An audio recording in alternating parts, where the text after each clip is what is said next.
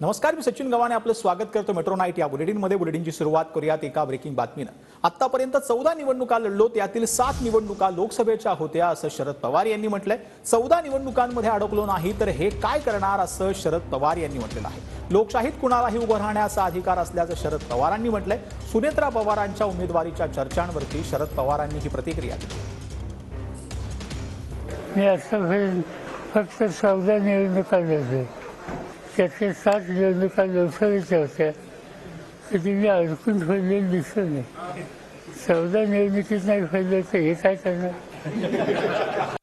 बारामती लोकसभा मतदारसंघाचा आपण आढावा घेतला, पण गेल्या काही दिवसांपासून अजित पवारांच्या ज्या पत्नी आहेत सुनेत्रा पवार, तर त्या देखील भेटीगाठी घेत आहेत, सक्रिय होत आहेत आणि त्यांच्या उमेदवारी लोकशाहीमध्ये कुणाला उभारायचा अधिकार आहे, त्याच्यात काही चिंता करायची आनंद आहे। कुणी नवीन उमेदवार येत असते